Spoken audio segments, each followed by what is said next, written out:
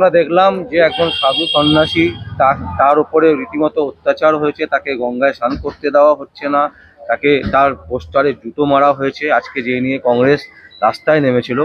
মানে যারা হিন্দুতে বিশ্বাসী করে, যারা বারবার বলে যে আমরা হিন্দুদের প্রতি হিন্দু রাষ্ট্র করতে চাইছি, তাহলে এটা কি হচ্ছে?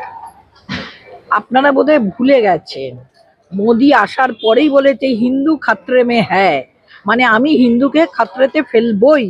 অতএব সেই জন্যেই হিন্দু সর্বনাশ করব বলেই আমি এসেছি, যার জন্যেই উনি এরকম কাজটা করছে। এর আগে কোনোদিন হিন্দুদের কোথাও কোনো অসুবিধে হয়েছিল মোদি আসার আগে? কংগ্রেস আমল ছাড়াও জনতা দল ছিল, কোয়ালিশন সরকার ছিল, তা কোনোদিন কি হিন্দুদের কোথাও কোথাও কোনো অসুবিধাটা হয়েছিল? গোধ্রা কার আমলে হয়েছিল? এই যে পাকিস্তান বাংলাদেশে এই যে যুদ্ধগুলো হচ্ছে হিন্দুদের ওপর অত্যাচার, তার জন্য কি আমাদের এখানকার প্রধানমন্ত্রী কোনো রকম কোনো স্টেটমেন্ট আপনারা দেখেছেন? বা তার পররাষ্ট্রনীতি কোনো কিছু দেখেছেন? দেখেননি। অথচ ইন্দিরা গান্ধীর আমলে যখন বাংলাদেশের ওপর অত্যাচার হয়েছে, পাকিস্তানকে দুচির করে দিয়ে, আমেরিকান চোখ রাঙানিকে একদম স্টপ করে দিয়ে সেখানে নতুন বাংলাদেশের উনি জন্ম দিয়েছিলেন। সেখানে কিন্তু হিন্দু মুসলমান উনি দেখেননি। এই মানে জাতের নামে বজ্জাতি, যে নজরুল যে কবিতাটা বলে গিয়েছিলেন, একদম অক্ষরে অক্ষরে ঠিক। এরা জাত ধর্ম কিচ্ছু চেনে না, চেনে শুধু পয়সা করি, চেনে শুধু নিজের পকেট ভরানো, চেনে শুধু নিজের বিলাসিতা। আজকে যদি সত্যিকারের হিন্দুত্ব দেখতো, তাহলে মণিকর্ণিকা ঘাটের ওই যে অত সুন্দর সুন্দর আমাদের শিল্পকর্মগুলো, সেগুলো ভেঙে মাঠ করতো না। ওই উত্তরপ্রদেশেই আমরা দেখেছি একটা রাম মন্দির, একটা মন্দির ভাঙা হয়েছে, সেখানে হনুমানের মূর্তিকে চেন দিয়ে ক্রেন দিয়ে তোলা হয়েছে। সেটা কোন দেশি হিন্দুত্বের নিয়ম? আমরা দেখেছি যে ব্রহ্মা আর ব্রহ্মাণীর যে মূর্তি, সেটা চুরি গিয়ে সেটা লন্ডনের কোনো একটা মিউজিয়ামে ছিল। আর্কিওলজিক্যাল সার্ভে অফ ইন্ডিয়া সেটাকে বলেছিল না, এটা সেই মূর্তি নয়। পরবর্তীকালে একজন কিউরেটার সেটা নিয়ে গবেষণা করে জানতে পেরেছে না, সেটা আমাদেরই মূর্তি, সেটা চুরি গেছিল। এর জন্য কিন্তু কোনো এখান থেকে কোনো কথাবার্তা বলা হয়নি বা সেইটাকে ধামাচাপা দেওয়া গেছিল। আপনারা জানেন কি জানেন না? অর্ধেকের বেশি লোক ভারতবর্ষের জানে না যে একটা ব্রহ্মা এবং ব্রহ্মাণীর পুরনো মূর্তি চুরে গিয়েছিল। সেটা কিছুভাবে এখন আমার ভারতবর্ষে ফিরে এসেছে লন্ডন থেকে। তাই এই যে ব্যাপারগুলো চুরি গেছে কাদের সময়? ওদের সময়। ফিরে আনতে বাধ্য হয়েছে কাদের? ওরা বাধ্য হলো। তা ওরা যদি সত্যিকারের হিন্দু ধর্মকে মানত, তাহলে নিশ্চয়ই এই সাধু আর কার ওপর করেছেন? তিনি শঙ্করাচার্য। শঙ্করাচার্য কারা হন? যারা বেদ বেদান্ত নিয়ে হিন্দু ধর্মের মাতা হন, তারাই শঙ্করাচার্য হন। তাই এহেন সাধুকে যদি এইরকম অত্যাচার করে, তারা কোন ধর্ম মানে? তারা কোনো ধর্ম মানে না। বলছি যে বারবার কাগজ চাইছে, এইটা কেন? মানে ওনাকে তো দেখেই বোঝা যাচ্ছে উনি শঙ্করাচার্য, অমিতাভ বচ্চনকে দেখেই বোঝা যাচ্ছে উনি অমিতাভ বচ্চন। এদের কাছে আলাদা করে কি কি কাগজ? মানুষকে হেনস্থা করা, মানুষকে হেনস্থা করা। না হলে আপনারা তো দেখছেন টিভিতে তাদের এক একজন বিজেপির যারা ফলোয়ার্স, তাদের মুখের ভাষা, মনীষীদের প্রতি তাদের যে ভাব, মনীষীদের প্রতি তাদের যে কথাবার্তা, যে মানে গান্ধীজি না থাকলে ভারতবর্ষের স্বাধীনতা, মানে আমি অবশ্যই প্রত্যেকেরই কন্ট্রিবিউশন আছে, কিন্তু যাকে জাতির জনক বলা হয় তার নামের ভাষা তো আপনারা শুনতেই পাচ্ছেন, লোকেরা কি সব বলে যাচ্ছে বিজেপির ফ্যান ফলোয়ার্সরা। তাই এরা কি বলবে?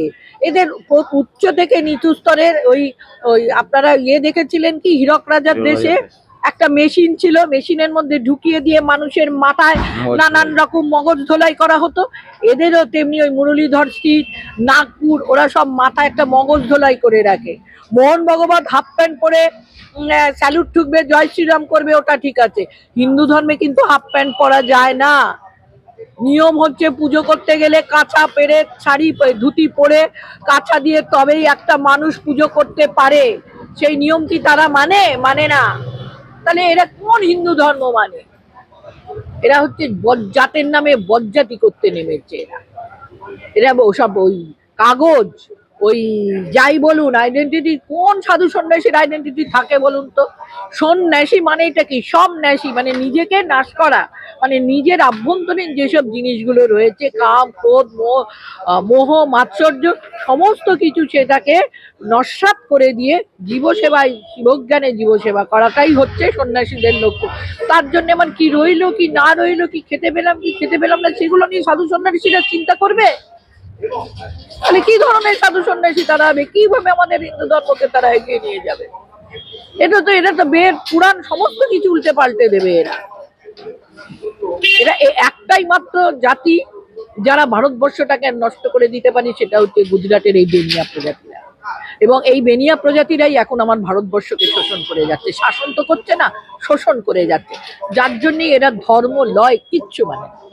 বলছি দিদি, আজকে আমরা দেখতে পেলাম যে 58 কোটি টাকা প্রায় তৃণমূলের এক নেতার বাড়ি থেকে উদ্ধার হলো, মানে কি বলবেন? 58 কোটি টাকা তো কম, এর আগেও তো দেখেছি শিক্ষামন্ত্রীর বাড়ির থেকে বেরিয়েছে, পরিবহন মন্ত্রীর বাড়ির থেকে বেরোচ্ছে, খাদ্যমন্ত্রীর নামে হচ্ছিল।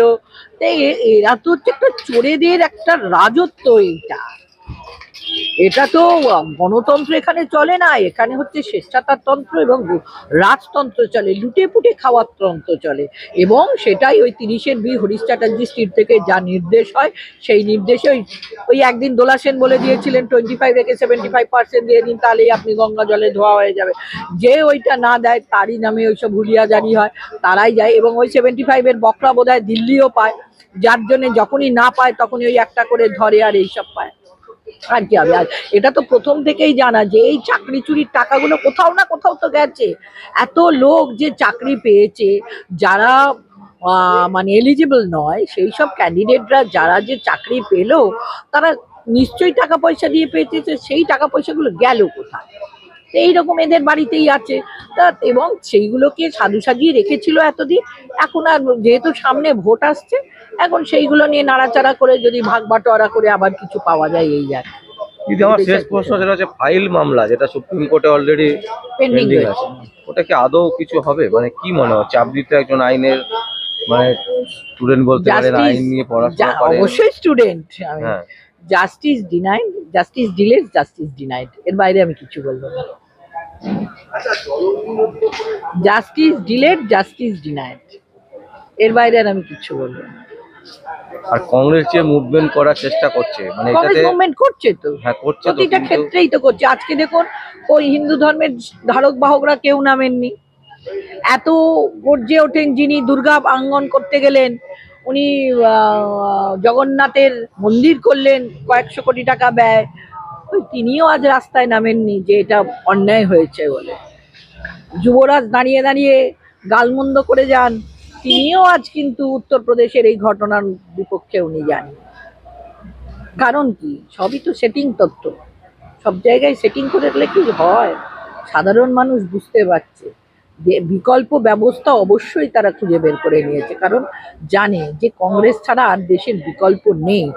তারা যদি নেহেরুকে দেখে, তারা যদি গান্ধীজিকে দেখে, যে যখন দেশটাকে পুরো লুটে পুটে শেষ করে নিয়ে চলে গেছিল ইংরেজরা, তারপরে দেশটাকে ঘুরে দাঁড়ানোর জন্য যেটুকু করেছেন নেহেরু শুরু করেছিলেন। আজকে এইমস বলুন, ITI বলুন, বাই হ্যাল বলুন, যেগুলোই যত রাষ্ট্রায়ত্ত সংস্থা, সেগুলো কংগ্রেসেরই আমলে তৈরি হয়েছে। এরা হচ্ছে বেচারা, আমরা হচ্ছি গড়ারা। আমরা তৈরি করি, কংগ্রেস তৈরি করে, দেশ তৈরি করে। আবার দেশটাকে নতুন করে তৈরির জন্য কংগ্রেসকে প্রয়োজন। এবং কংগ্রেসের যিনি কাণ্ডারি রয়েছেন, যিনি এখনো লোকে মানে উনি বোঝেন যে হ্যাঁ, এই শীতেতেও কিন্তু ওনার গায়ে কিন্তু ওই 2.5 লাখি সুট চাপেনি, তিনি কিন্তু হাফাতা গেঞ্জি পরেই চলেছিলেন। তাকেই আবার দেশের প্রয়োজন।